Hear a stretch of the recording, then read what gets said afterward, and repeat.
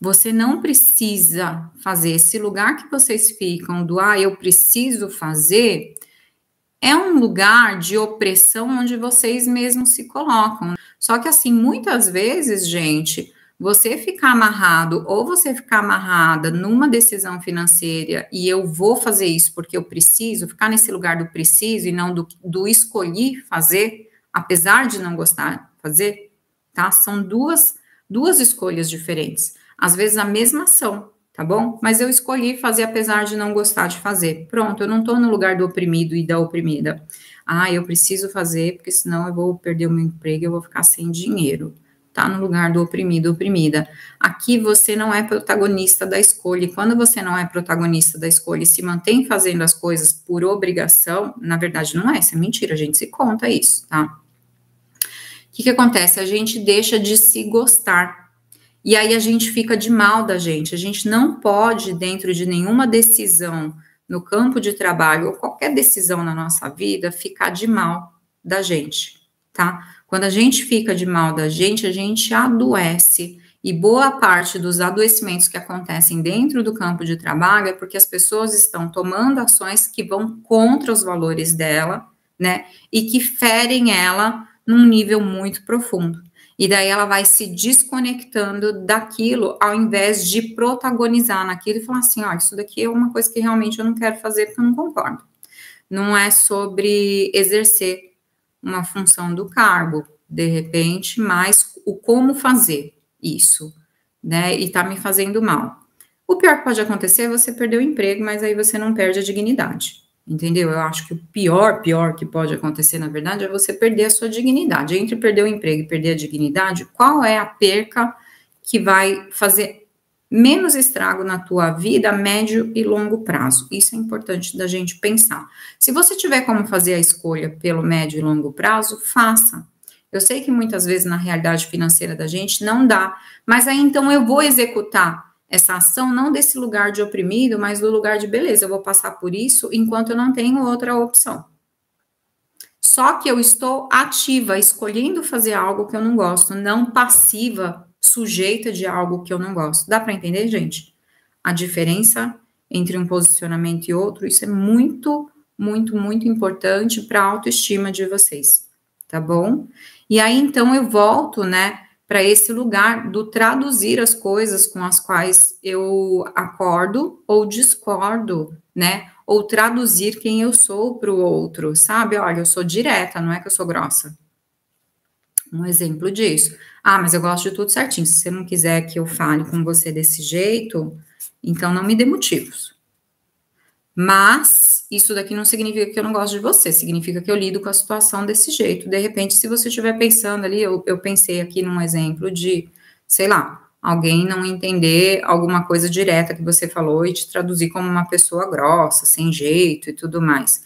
Dá para você aprender a ter mais jeitinho? É claro que dá para você aprender a ter mais jeitinho, né? É sempre bom a gente aprender a ter mais jeitinho. Mas você pode também optar por essa questão de se traduzir, tá bom? E aí, aquele bicho, porque o que assusta as pessoas? Elas não compreenderem, tudo que é desconhecido assusta. Então, quanto mais a gente se torna conhecido, né? Quanto mais a gente se explica, mais o outro vai compreendendo a gente. E quando eu vou aprofundando nessa compreensão, o que acontece?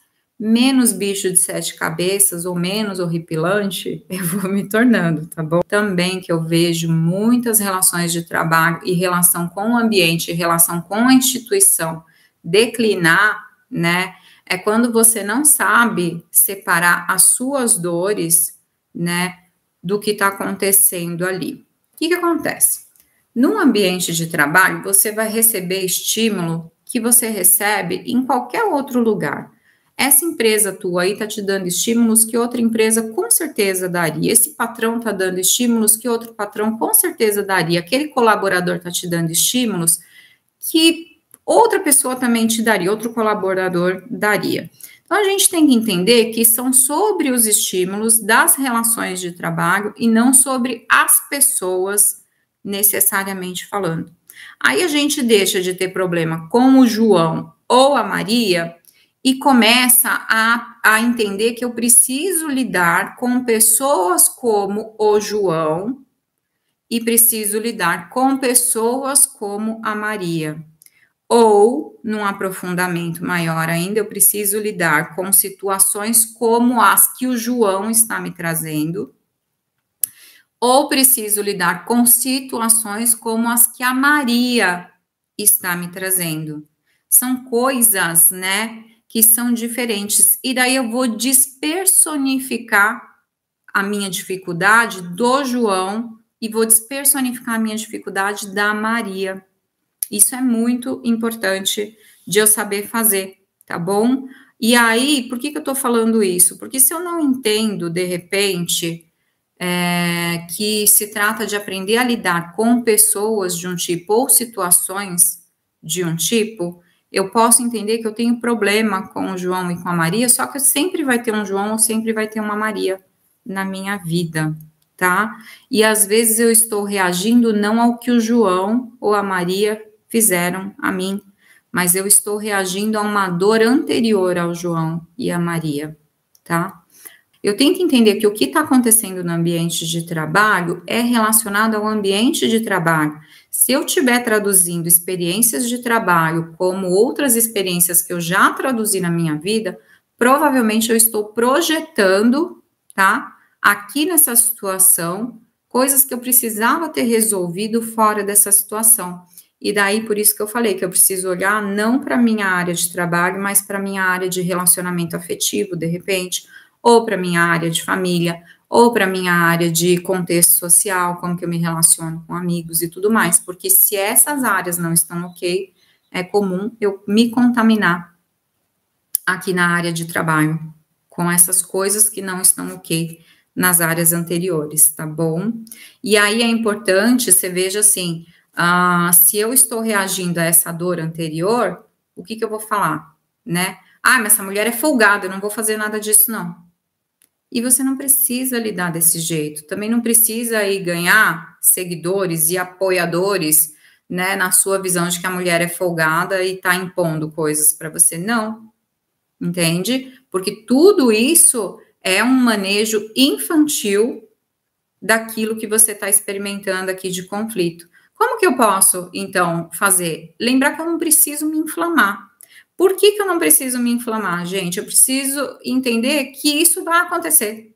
Desde que o mundo acontece e vai continuar acontecendo. Não é comigo só, é com quem quer que seja que esteja naquele ambiente. Então, não é pessoal aquilo que a pessoa está fazendo e muito provavelmente as necessidades que a pessoa está tentando atender não tem nada a ver com me agradar ou me desagradar. Tem a ver com ela conseguir cumprir algo que para ela está sendo mais urgente nesse momento, diante, pensando, né, no cargo que ela tem e que de repente eu não tenho, tá bom?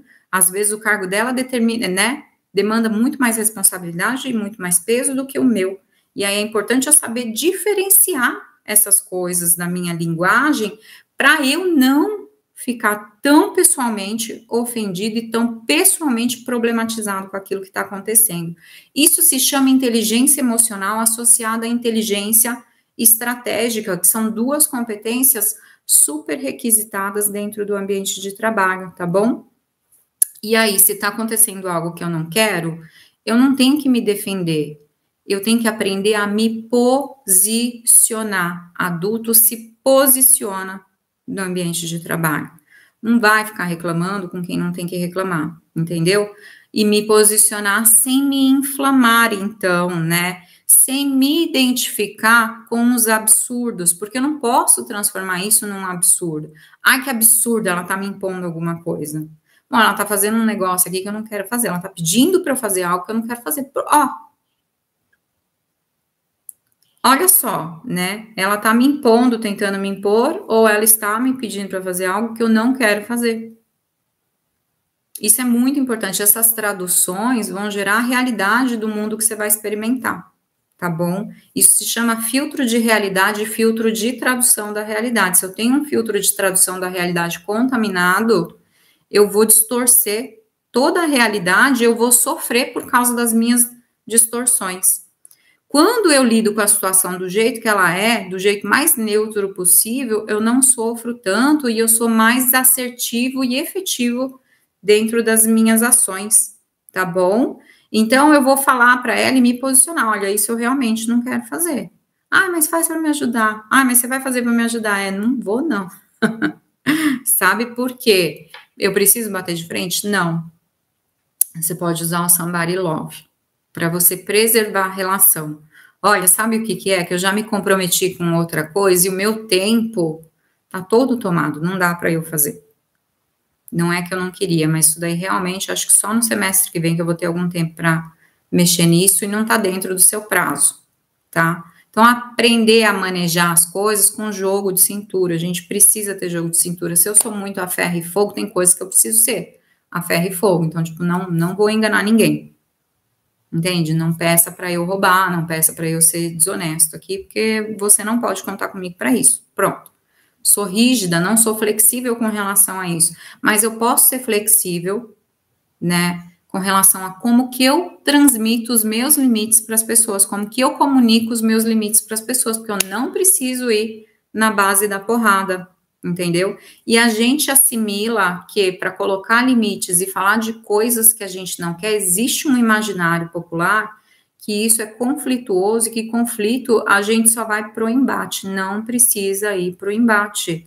Eu posso colocar limites na base da ponderação, tá? E não do embate, não do combate.